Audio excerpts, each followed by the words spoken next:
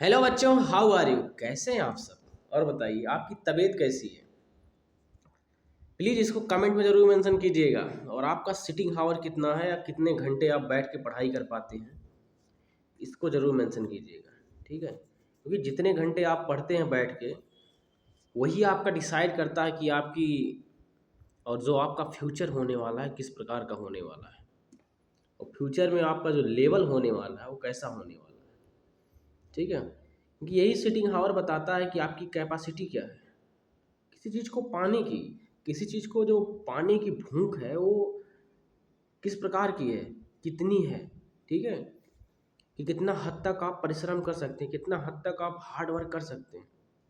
तो this actually show that, ये जो सेटिंग हावर ये शो करता है, ठीक है, कि आपका लेवल भविष्य में क्या होने वाला है। So welcome to my channel, myself Rohit Kesari. स्वागत करते हैं हम आप सबका अपने इस यूट्यूब प्लेटफॉर्म पे। और इस इकोनॉमी की सीरीज में आज का जो टॉपिक है, बड़ा मतलब बेहतरीन टॉपिक है। उस टॉपिक का नाम है इकोनॉमी इन बूम, या फिर बूम इन इकोनॉमी। ठीक है, ये जो बूम वर्ड है थोड़ा गूज बम्स पैदा करता है ना। उससे पहले हम इस सेशन को एक बेहतरीन थॉट के साथ शुरुआत करते हैं। Success is always with you. ध्यान से सुनिएगा, success is always with you. Success हमेशा तुम्हारे साथ चलती है। अगर तुम ये चल रहे हो, तुम्हारे साथ सक्सेस भी चल रही है। ना तो सक्सेस तुम्हारे आगे होती है, ना ही सक्सेस तुम्हारे पीछे होती है। Success is always with you. बात समझ में आई? यू। तो इसीलिए जीवन में घबराया मत करो। अगर तुम कोई स्टेप फॉलो कर रहे हो तो वही तुम्हारा सक्सेस है। ठीक है, तुम जीवन में किसी भी लेवल पे पहुंचे हो तो दिस इज योर सक्सेस। बात समझ में आई? तो इस तरह सोचा करो चीज़ों को, अन्यथा तुम डिप्रेशन में चले जाते हो और तुम्हारी जो थिंकिंग लेवल है वो थोड़ा डाउन हो जाती है। तुम सोचने लगते हो कि मैं इतना कुछ कर रहा हूँ, मैं इतना एफर्ट दे रहा हूँ अपनी चीज़ों को पाने के लिए, but where is my success? मेरी सक्सेस कहाँ है? यही है तुम्हारी सक्सेस। तुम जहाँ हो, जिस समय जिस स्थान पर बैठे हो, this is your real real success. वही आपकी कामयाबी है कि आप उस जगह पे बैठे हैं। You are preparing for the UPSC examination, you are preparing for SSC और the MBA examination. This is your success. Only you need to believe it, believe on it. ठीक है, तुम्हें केवल इसमें विश्वास करने की जरूरत है। Yes, this is my success. Understood? यही है जीवन का राज। ठीक है, इस तरह से समझो। फिर देखो लाइफ का मोटिवेशन का जो स्तर होता है वो अलग लेवल का होगा। अगर कुछ चीज़ें समझ ना आए तो फिर सीधा एक फंडा है, ध्यान करो, योग करो। जीवन में ऐसी ऐसी चीज़ें मिलेंगी कि तुम सोच भी नहीं सकते हो। तुम 5 और 10 का सपना देख रहे हो, तुम्हें 50,000 और 1 लाख देने के लिए खड़ी है। बात समझ में आया? सो इस तरह से समझो जीवन को। इसी के साथ हम स्टार्ट करते हैं इसी बेहतरीन ऊर्जा के साथ अपने इस सेशन को। Listen that carefully. बूम, ये शब्द जो आया है boom, this actually producing goosebumps lot of. देखो बूम, बूम मतलब समथिंग लाइक शोर। ठीक है, शोर मतलब किसी चीज़ में उत्तेजना ज़्यादा है। ठीक है, उसको बोलते हैं बूम। तो वैसे इकोनॉमी में भी बूम आता है। ठीक है, मतलब इकोनॉमी की जो ग्रोथ होती है उसका लेवल देखने लायक होता है, उसका लेवल अलग ही होता है। ठीक है, comparison other your past years. ठीक है, तुम जितने भी तुम्हारे पिछले साल बीते हैं, इकोनॉमिक ईयर्स जितने पिछले बीते हैं, उनकी कंपैरिजन में जब ये वाला ईयर जो प्रेजेंट ईयर होता है, उसकी जो ग्रोथ होती है उसका लेवल हाई होता है, उसका लेवल पीक पे होता है। ठीक है, तुम्हारे कंट्री की जो पॉपुलेशन है उसकी परचेजिंग पावर पीक पे होती है, पर कैपिटा इनकम लाजवाब होती है, तुम जो चाहते हो सब खरीदते रहते हो। ठीक है, तुम्हारे देश के लोग लग्जरी लाइफ स्टाइल जी रहे होते हैं, सब फोर व्हीलर और चार्टर प्लेन से चल रहे होते हैं। मतलब थोड़ा ज़्यादा हो गया लेकिन फिर भी अधिकतर लोग। ठीक है, और गरीबी से तुम्हारा देश ऊपर उठ के आ गया होता है। तो ये जो प्रक्रियाएं होती हैं ना, ये बूम के अंदर आती हैं। ठीक है, तुम्हें ये तो तुमने समझा इसका पॉजिटिव प्रोसेस। ये बताओ कि ये जो बूम आता है इकोनॉमी में, क्या ये लॉन्ग टर्म के लिए होता है या शॉर्ट टर्म के लिए होता है? अगर यह शॉर्ट टर्म के लिए होता है then it is good for economy, या फिर ये अगर ये लॉन्ग टर्म के लिए होता है then it is good for economy और it is bad for economy. You need to take analysis in your mind. ठीक है, आपको इसका एनालिसिस अपने दिमाग में करना चाहिए। ठीक है, देखते हैं आगे। लिखा है स्ट्रॉन्ग अपवार्ड फ्लैक्चुएशन। ठीक है, अपवार्ड फ्लैक्चुएशन मतलब क्या हुआ? तुम केवल वर्ड का मतलब समझना, जो जो मैं वर्ड बोलूँगा उसको ध्यान से सुनते जाना। ठीक है, स्ट्रॉन्ग अपवार्ड फ्लैक्चुएशन। फ्लैक्चुएशन क्या होता है? ऐसे गिरा ये, इसको बोलते हैं फ्लैक्चुएशन। ठीक है, ये अप डाउन, लेकिन अप और डाउन करना एक लॉन्ग रेंज में लेके, उसी को बोलते हैं फ्लैक्चुएशन। ठीक है, ये जो ग्राफ का फॉर्मेशन होता है, इसका जो गैप होता है ये बड़ा होता है। बात समझ में? इसका जो गैप होता है ये बड़ा होता है, लार्ज गैप होता है। In the economic activities is called a boom. क्या बोला? Strong upward fluctuation in the economic activities is called boom. Boom sound मतलब बम फटने की आवाज़ से मत जोड़ लेना उसको। This is different type boom, this is a negative type boom actually में। ठीक है, जब ये प्रक्रिया होती है तो इसे डिजास्टर और क्या बोलते हैं डायस्पोरा जो ये लाइफ का होता है वो चेंज हो जाता है। तो इसका बूम अलग है। मान लो जापान में हिरोशिमा और नागासाकी का बम फटा, तो उससे बूम तो हुआ, लेकिन उस बूम से इकोनॉमी धराशायी हो गई। ठीक है, अर्थव्यवस्था एकदम चरमरा गई। ठीक है, और क्या कहते हैं मार्केट पूरी तरह खत्म होगा। मार्केट छोड़ो, पॉपुलेशन ही नहीं रही तो मार्केट तबाह हो ही जाएगा। As economies try to recover out of the phases of the slow down. ठीक है, अब देखो इस प्रोसेस से क्या होता है, ये दिखता जब है तो यहाँ से लगता है जो इकोनॉमी स्लो डाउन में गई है और रिकवर करने की कोशिश कर रही है। इसमें बिहाइंड कई प्रोसेस होते हैं। बात समझ में? Economist try to recover out of phases of slow down, recession, depression. ठीक है, at times the measure taken by the government and different step actually taken by the government. Government के द्वारा डिफरेंट स्टेप लिया जाता है for the recovering of their recession. ठीक है, जो लूप होल्स हुए रहते हैं, ठीक है, जिस स्लो डाउन आने के कारण जो प्रॉब्लम क्रिएट होती हुई रहती है और जो मॉनेटरी पॉलिसी में गवर्नमेंट की प्रॉब्लम आई रहती है, गवर्नमेंट उसको बेहतरीन करने की कोशिश करती है। ठीक है, at times the measure taken by the government as well as the private sector also might put economic activities and such which the economic system fail to digest। ठीक है, जो चीज़ अब देखो इस बूम में प्रक्रियाएं हो क्या कर रही हैं। जो बूम आया है, ठीक है, इस बूम में जो गवर्नमेंट पहले कार्य नहीं कर पाई थी, जिसके कारण से रिसेशन और स्लो डाउन आ चुका था, और प्राइवेट जो कॉरपोरेट है, ठीक है, या प्राइवेट जो एंटिटीज़ हैं, वो जो चीज़ें नहीं कर पाए थे वो अब इन चीज़ों को करने की कोशिश पूर्णतः करने लगती है। बात समझ में आई? ठीक है, तो मतलब बूम एक प्रकार से क्या बोलते हैं डिस्गाइज में ब्लेसिंग है। बात समझ में? ब्लेसिंग इन डिस्गाइज एक प्रकार का आशीर्वाद होता है जब स्लो डाउन, रिसेशन, इन्फ्लेशन, ठीक है, ये प्रक्रियाएं जब आती हैं। आगे बढ़ते हैं, उसके बाद क्या है? This is the phase of the boom. Major economic trait of the boom में भी लिस्टेड बिलो। पढ़ते हैं। An accelerated and the prolonged increase in the demand. क्या होता है एक्चुअली में? देखो डिमांड में अचानक क्या बोलते हैं बढ़ोतरी आ जाती है। ठीक है, इंक्रीमेंट आ जाता है डिमांड में। एक्चुअली में डिमांड में इंक्रीमेंट होने का कारण क्या है? मतलब क्या हुआ, लोगों के पास पैसा आ गया, रिच होने लगे। ऐसी है? नहीं, ऐसा नहीं है। वो लोन लेने लगे। कभी भी जब मार्केट में स्लो डाउन, देखो पाकिस्तान का एग्जांपल लो। अब पाकिस्तान जो रिसेशन में गया, स्लो डाउन हुआ, उसका अभी भी क्या कहते हैं जो इन्फ्लेशन है 9.5% के आसपास है।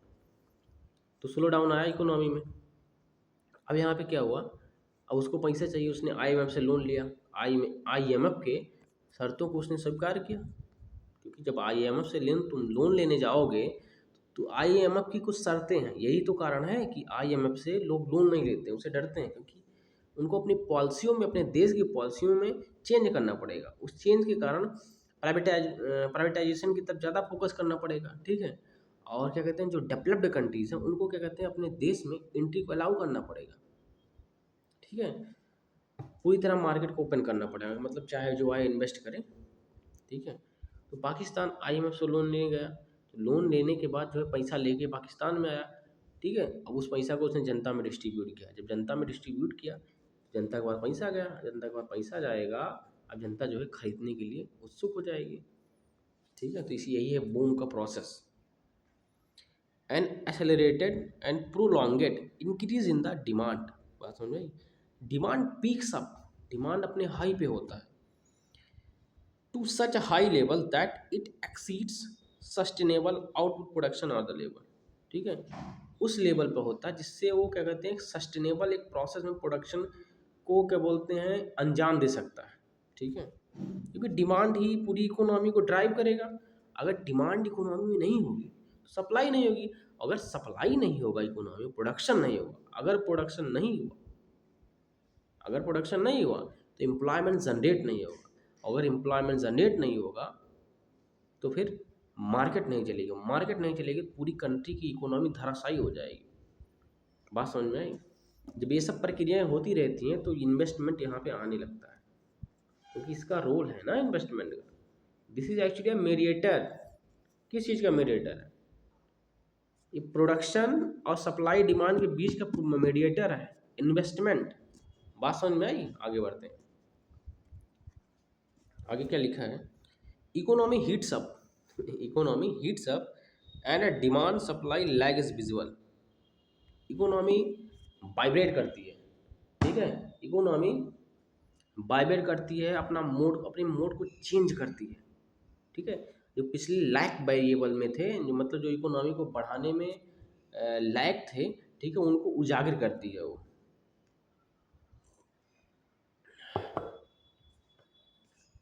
और अपने फॉरवर्ड स्टेप की तरफ चलने लगती है।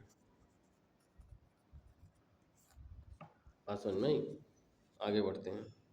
मार्केट फोर्सेज मिसमैच, ध्यान देना, डिमांड एंड सप्लाई डिसइक्विलिब्रियम। इस कंडीशन में एक समस्या और है, डिमांड पीक पे है, पैसा क्योंकि लोगों के पास आ चुका है, लेकिन सप्लाई उससे मैच नहीं कर पाती है।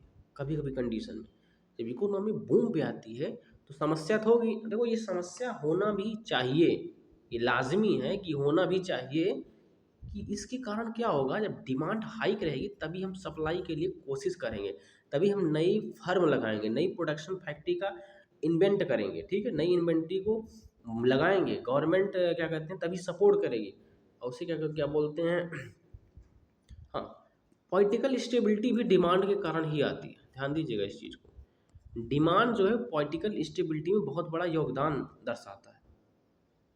बात समझ में आई? डिमांड जो है एक तो गिरा भी देता, पॉलिटिकल क्राइसिस भी डिमांड ले गया था, लेकिन डिमांड जो है पॉलिटिकल स्टेबिलिटी में अपना बहुत बड़ा योगदान देता है। बात समझ में आई? तो डिमांड जब आएगी क्योंकि तभी सप्लाई होगा, जब सप्लाई होगा तो उसके पीछे के डिफरेंट जो फैक्टर हैं वो अपने आप आने चालू हो जाएंगे। तो इसीलिए बोला गया है market forces mismatch, market forces mismatch होने लगती हैं डिमांड और सप्लाई के बीच में। इसके इसके पीछे का सीधा कारण है ना, क्योंकि क्या कहते हैं प्रोसेस पीछे होने लगता है, एम्प्लॉयमेंट जनरेट होने लगता है, प्रोडक्शन होने लगता है, फैक्ट्रियाँ लगने लगती हैं। ठीक है, इसी डिमांड के अप होने के कारण यही है economic boom. And tend to create a situation where inflation start going upward. और देखो यहाँ पे एक सिचुएशन और क्रिएट होती है, इन्फ्लेशन अपवर्ड जाने लगता है। और इन्फ्लेशन, अब देखो यहाँ पे दो पहलू निकलेंगे। अब यहाँ पे तुम्हें सोचना है कि इन्फ्लेशन का आना अच्छा है यहाँ पे या बुरा है, दोनों प्रक्रिया है यहाँ पे। तो डिमांड पीक पे होती है और इन्फ्लेशन जोरों पे होता है, तो एक तो इन्वेस्टमेंट हो रहा है, सप्लाई भी हो रही है, प्रोडक्शन लेवल भी हो रहा है, क्योंकि इसी को इक्विलिब्रियम करना है, इसी डिमांड को, और सप्लाई यहाँ है, इसी डिमांड को यहाँ पे जाके क्या कहते हैं इक्वल करना है। लेकिन अगर तुम इक्वल नहीं कर पाओगे, अगर कंट्री का जो गवर्नमेंट है, कंट्री का जो प्रोसेस है उसने इक्वल नहीं कर पाया, तो समस्या क्रिएट हो जाएगी। और समस्या क्या क्रिएट होगी, सबसे पहले समस्या ये क्रिएट होगी, पॉलिटिकल क्राइसिस हो जाएगा। Bangladesh, like Bangladesh, political crisis अपने आप उत्पन्न हो जाएगा। श्रीलंका, ठीक है, किसी भी देश में देखो, चाहे जो देश हो, ठीक है, चाहे अमेरिका यूएस से ही ले लो, अभी कल को यूएसए में डिमांड को फुलफिल ना कर पाया यूएसए, जो उसके देश की पॉपुलेशन है, टेक्नोलॉजी की डिमांड हुई, किसी भी चीज़ की डिमांड हुई, फूड की डिमांड हुई, ठीक है, एनीथिंग, तो पॉलिटिकल क्राइसिस हो जाएगा वहाँ पे, ठीक है, सरकार गिर जाएगी, ठीक है। कभी कभी इतना भयंकर रूप ले लेता है ये डिमांड के कारण से कि पूरा का पूरा संविधान ही बदल जाता है। हुआ है ना, जितने भी रेवोल्यूशन हुए हैं वो डिमांड के कारण ही तो हुए हैं, चाहे Russian revolution, French revolution, Indian revolution, ठीक है। अच्छा ये सोचो, अगर अंग्रेज तुम्हारी आवश्यकताओं को फुलफिल कर रहे होते, अगर सब कुछ तुम्हें ला के दे रहे होते, तुम रेवोल्यूशन क्यों करते, रिवोल्ट क्यों करते, ठीक है। हमारे देश के इतने महापुरुष शहीद हुए, वो क्यों होते ना होते, बस इसी डिमांड के कारण। बात समझ में आई? तो डिमांड जो है एक बहुत बड़ा फैक्टर है देश में विद्रोह के का, ठीक है। डिमांड ही स्थिरता भी लेके आता है, स्टेबिलिटी भी डिमांड लेके आता है, लेकिन ये अनस्टेबिलिटी भी लेके आता है, दोनों फैक्टर ना। इसीलिए इसको कंप्लीट करने के लिए सप्लाई को ड्राइव किया जाता है कि जाइए सप्लाई साहब, आप उस डिमांड को पकड़िए और फुलफिल कीजिए नीड को। बात समझ में आई? इकोनॉमी, अब इस केस में क्या होता है, economy might face structural problem, ठीक है। इस केस में इस समय में जब क्या कहते हैं इकोनॉमी बूम पे होती है, तो एक जो संरचनात्मक जो क्या कहते हैं समस्या है, उसको इकोनॉमी फेस करती है, सच है शॉर्टेज ऑफ इन्वेस्टिबल कैपिटल, क्योंकि अरे यार डिमांड हाई है और कैपिटल इन्वेस्टिबल लोग क्या कहते हैं कारपोरेट सेक्टर वाले ढूंढ रहे हैं कि कहीं से पैसा मिल जाए, अपनी इन्वेंट्री अपनी फैक्ट्री लगा दे, ठीक है, जिससे इन लोग की डिमांड पूरा हो सके और उससे हमको भी प्रॉफिट हो जाए, ठीक है। क्योंकि यहाँ पे जो इन्वेस्टिबल कैपिटल होती है उसमें शॉर्टेज होता है, शॉर्टेज इन सेविंग, और क्या बोलते हैं फॉलिंग स्टैंडर्ड ऑफ लिविंग। हाँ एक चीज़ और है, जो स्टैंडर्ड ऑफ लिविंग है एक्चुअली में क्या है, ये दो चीज़ हैं, आप ध्यान दीजिएगा, quality of living, quality of living, standard of living, दो चीज़, दोनों फोकस कीजिएगा, ठीक है। जो स्टैंडर्ड ऑफ लिविंग होती है वो जब चीज़ें तुमको अवेलेबल हो जाती हैं, बात समझ में, चीज़ें तुमको अवेलेबल हो जाती हैं एक क्वालिटी के रूप में, मतलब एक अच्छी चीज़ें अवेलेबल हो जाती हैं जो तुम्हारे जीवन की नीड है, इसेंशियल, जो तुम्हारी पर डे की ज़रूरत है उसको कंप्लीट कर रही हैं, ठीक है, तो बोलते हैं स्टैंडर्ड ऑफ लिविंग हो जाती है, तुम बेहतरीन तरीके से रहने लगते हो, तुम्हारे पास सारी चिंताएं ख़त्म हो जाती हैं, तुम चिंता मुक्त हो जाते हो, ठीक है। तुम्हें ट्रांसपोर्ट अच्छा मिलने लगता है, तुम्हें क्या बोलते हैं मार्केट से चीज़ें सस्ते दाम पे मिल रही हैं, मतलब नॉर्मल दाम पे मिल रही हैं, प्रॉफिटेबल दाम पे मिल रही हैं, तुम जो बिजनेस कर रहे हो उसमें फ़ायदा हो रहा है, लोग तुम्हारा सामान परचेज कर रहे हैं, ठीक, यही तो है ना स्टैंडर्ड मोड। तो बस आप स्टैंडर्ड ऑफ लिविंग यही है, ठीक है। तो ये चीज़ बिगड़ जाता है जब इकोनॉमी किसी भी चीज़ में बूम आ जाता है, किसी भी चीज़ में, बात सही है, वो बात सीधा है, जब किसी एक चीज़ में हाइक आएगा, मैं इसको बार बार क्यों समझा रहा हूँ, क्योंकि समझिए आप, जो डिमांड का फैक्टर है, ये कई चीज़ों को, इस पे कई चीज़ें निर्भर हैं, सप्लाई वप्लाई तो खेल है, सप्लाई वगैरह तो ये सब बच्चे हैं, लेकिन जो डिमांड का फैक्टर है इस पे कई चीज़ें निर्भर हैं, बात समझ में आई, कि इसी से दुनिया को चलना है, इसी डिमांड की वजह से, इसी डिमांड के पीछे कई कारक जिम्मेदार हैं, समझ में आया, ठीक है। और जब किसी एक चीज़ में बहुत तीव्र गति से बढ़ोतरी आ जाती है तो उससे स्थिरता तो बिगड़ जाती है, तो सीधी बात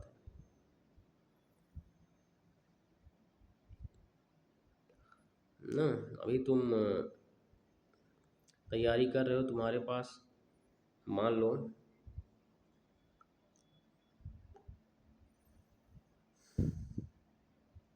स्वर्ण मुद्राओं का भंडार तुम्हारे पास आ जाए, तुम्हारे घर में,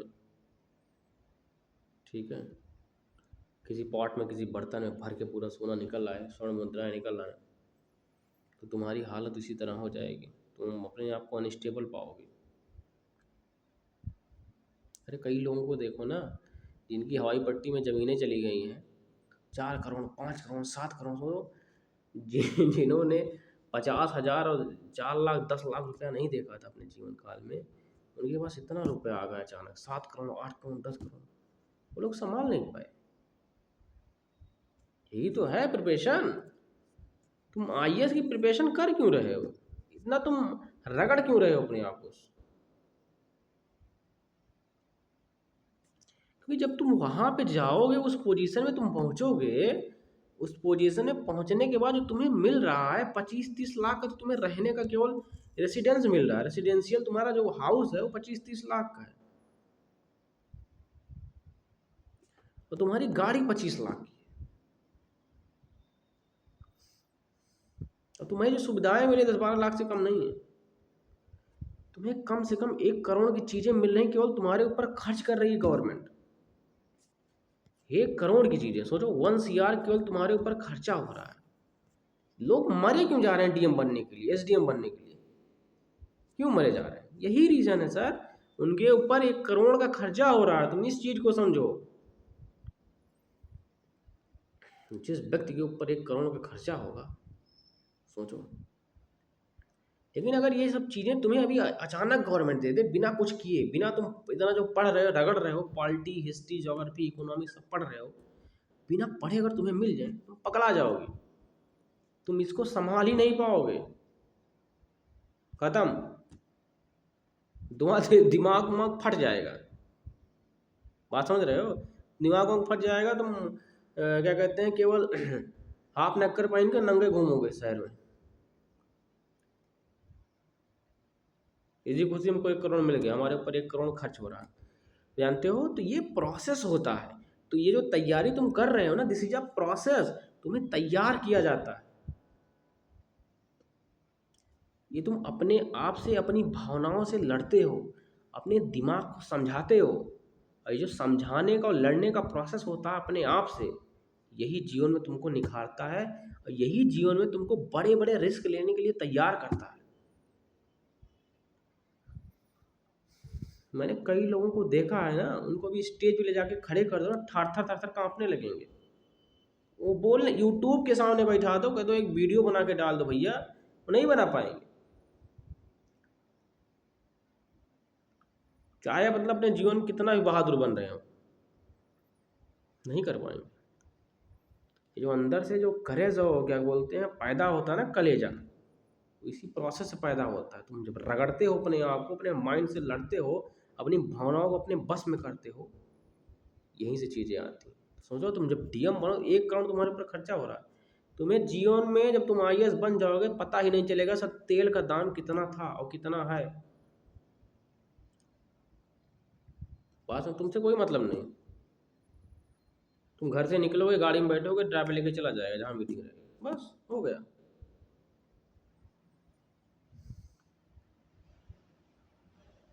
बात समझ में आई? तो उन लोग, जिन लोगों को 7-7 8-8 करोड़ रुपया मिला, उसको संभाल नहीं पाए।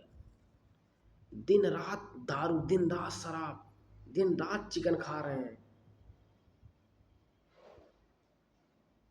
ना, गाड़ी 4 व्हीलर मतलब कई निकलवा डाले दिखाने के चक्कर में, बांट दे रहे हैं पैसा पूरे गांव भर में, रोज भंडारा कर रहे हैं, हजम नहीं हो रहा।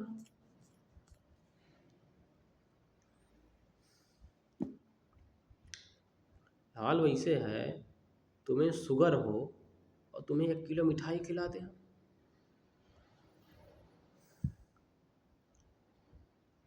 तुम चिल्लाओगे हमें इंसुलिन लगा दो, इंसुलिन लगा दो, इंसुलिन लगा दो। तो लोग हजम नहीं कर पा रहे हैं 7-8 करोड़ रुपए,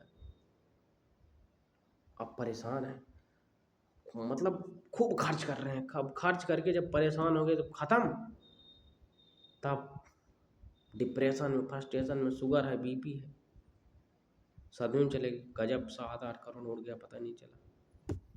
उनको पता ही नहीं सेविंग फैक्टर है क्या, इकोनॉमी उन्होंने पढ़ा ही नहीं ना।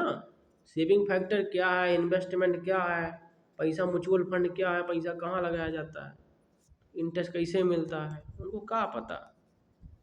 फाइनेंशियल एडवाइजर क्या होता है, नहीं पता है सब उनको, ठीक है। तो वो सब पागल हो गए। अरे एक कहावत है ना सर, क्या बोलते हैं उसको, कनक कनकते 100 गुना, मादकता अधिपाय, और बिन खाए बहुराए, और बिन पाए और ऐसे कुछ समथिंग लाइक दैट है। पढ़ लेना ही, पढ़ा करो यार। जो पीछे पहले चीज़ें कह गई हैं वो तो खराब नहीं है, बहुत निचोड़, बहुत एनालिसिस करने के बाद चीज़ें बताई गई हैं। कनक मतलब सोना, सोना तुम पा जाओ एक आध बाल्टी भर के, पगला जाओगे।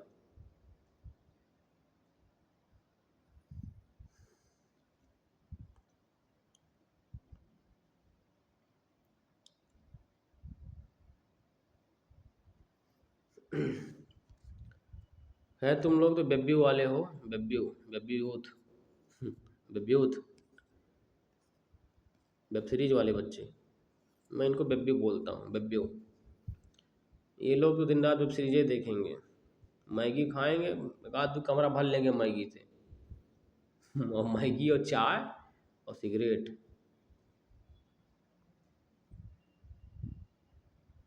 लखनऊ में जाओ कभी, बच्चों को देखो, गजब सिगरेट उड़ा रहे हैं। सोचो, एक हड्डी खैसाले सब,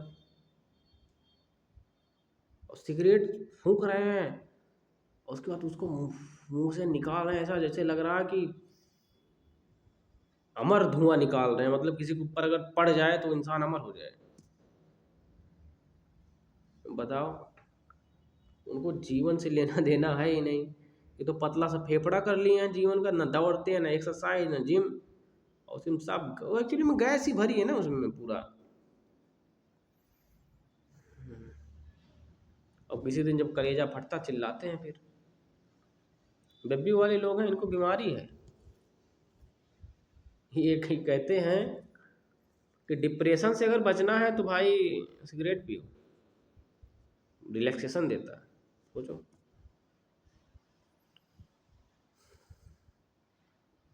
जीवन की प्रक्रियाओं से अनजान।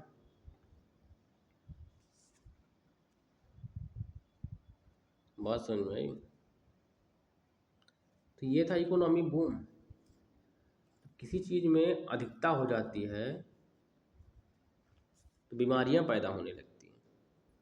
तो बीमारियां यही हैं, सेविंग में फॉल आने लगता है, स्टैंडर्ड ऑफ लिविंग में फॉल आने लगता है, क्रिएशन ऑफ सेलर में फॉल आने लगता है, ठीक है, और इन्वेस्टेबल कैपिटल तुमको नहीं मिलती है, सेविंग लोअर होने लगती है।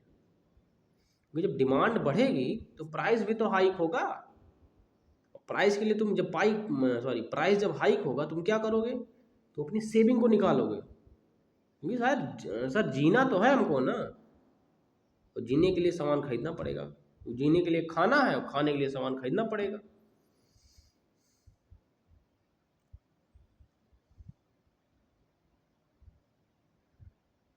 क्योंकि ऊर्जा चाहिए ना। अब मैगी और चाय तो जिंदा रह नहीं सकते, बेबियों की तरह, वेब सीरीज वाले यूथ की तरह।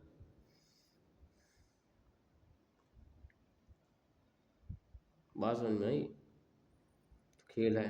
सोचो, मैंने तुम्हें इकोनॉमी बूम से कहाँ कहाँ कनेक्टिविटी बताया, यही सब है कनेक्शन, यही सब सीखो मुझसे। मैं यही सब सिखाने आया हूँ, सिखा रहा हूँ इन सब चीज़ों को, कनेक्टिविटी बता रहा हूँ। पाठ तो तुम खुद से ही लोगे, ठीक है। बुद्धि को नियंत्रण में रखो।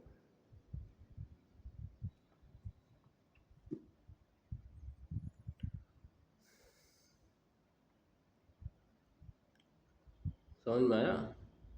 और अंदर जुनून पैदा करो यार चीज़ों को करने का, सस्पेंस में मत रहो। एचडी सिंड्रोम जो पाले हो, सेल्फ डाउट सिंड्रोम, इससे निकलो बाहर ना, अन्यथा जीवन में डिप्रेशन आ जाएगा। इकोनॉमी वाला तो आएगा ही, मानसिक भी आ जाएगा, जैसे तुम इकोनॉमी बढ़ा ही नहीं पाओगे। बात समझ में आई?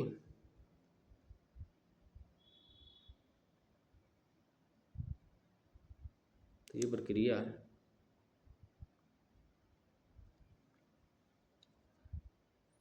जैसे तुमने पढ़ा कि इकोनॉमी में डिमांड बढ़ाने पे इतने फैक्टर जिम्मेदार हो जाते हैं, इतने फैक्टर में इंक्रीमेंट आ जाता है, सप्लाई में इंक्रीमेंट आ जाता है, प्रोडक्शन में इंक्रीमेंट आ जाता है, इन्वेस्टेबल कैपिटल में इंक्रीमेंट आ जाता है, इंफ्रास्ट्रक्चर डेवलपमेंट होने लगता है, उसी तरह अपने अंदर भी डिमांड बढ़ाओ ना किसी चीज के लिए। कहो कि हमें राजा बनना है, हमारे पास आने वाले 5 सालों में $2 बिलियन की संपत्ति होगी।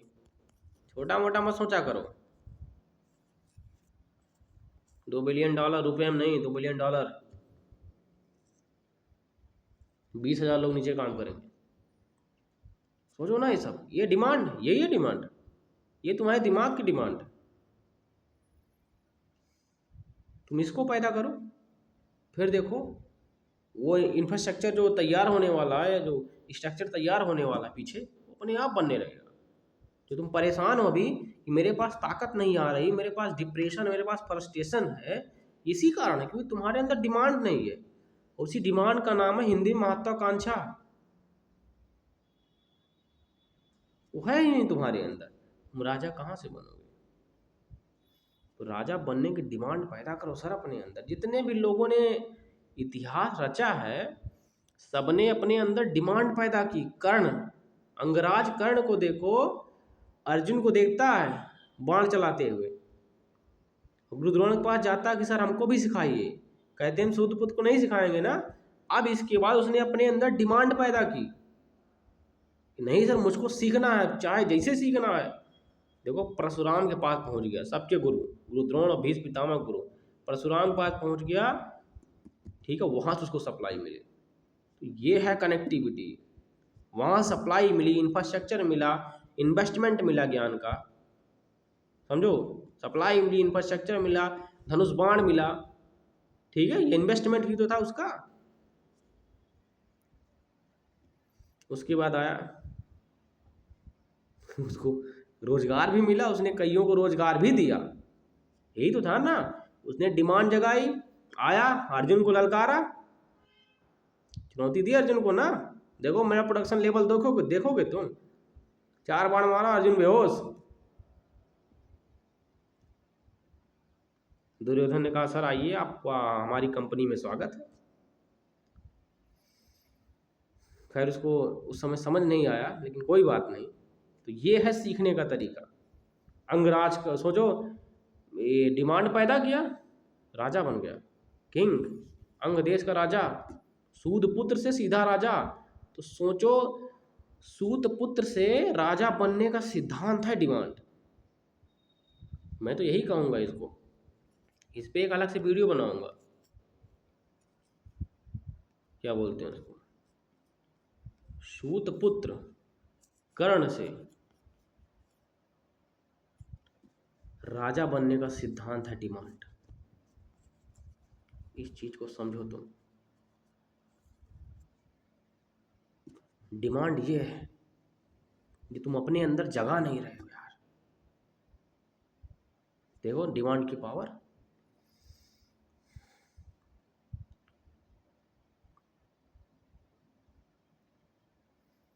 बात समझ में आई? तो ये है कनेक्टिविटी। यहाँ से तुम इस चीज़ को सीखो और कनेक्टिविटी भी सीखो। देखो कितनी आसान भाषा में तुमको समझा दिया मैंने।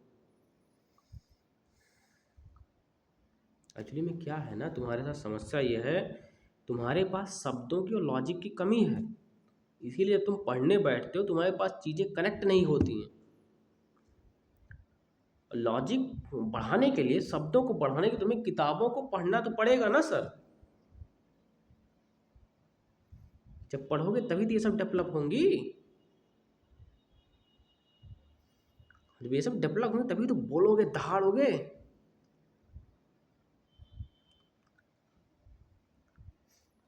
बात समझ में आई?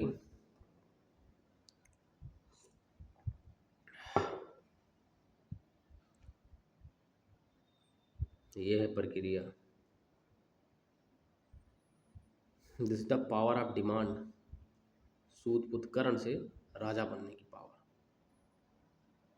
तुम केवल अभी इसको इकोनॉमी ही समझ रहे हो। सोचो मैंने तुम्हें कितनी बड़ी बात बता दी। तो इस तरह पढ़ो, अर्थव्यवस्था को कनेक्ट करो अपने जीवन से, फिर देखो तुमसे आगे कोई निकल पाए, बताना। ठीक है, इसी के साथ अपने वीडियो की सेशन को समाप्त करते हैं। Thank you for watching my session. ठीक है, और ताकतवर बनो, स्वस्थ रहो, मस्त रहो। और जय हिंद, जय भारत। फिर मिलते हैं। मुस्कुराते रहिए सदा, क्योंकि मुस्कुराने से ताकत आती है शरीर में। जैसे रियलिटी है। जब तुम मुस्कुराते हो ना, तो ये दिमाग ठंडा हो जाता है। ये एक्चुअली ये पोर्शन, हंसते हो या मुस्कुराते हो खासकर, तो ये दिमाग ठंडा हो जाता है। और दिमाग हमेशा ठंडे वाली कंडीशन में ही काम करता है। माइंड हमेशा कोल्ड सिचुएशन में ही वर्क करता है। ये दिमाग की बहुत बड़ी खासियत है। दिमाग तुम गर्म करके काम कर ही नहीं सकते हो। अब तुम सोचो, तुम गुस्से में कुछ उखाड़ तो कुछ नहीं कर पाओगे। ये सब लोग कहते हैं, बुजुर्ग कहते थे, ठंडे दिमाग से सोचो। तुम सोच ही पाओगे ठंडे दिमाग से ना, चीजों को समझो।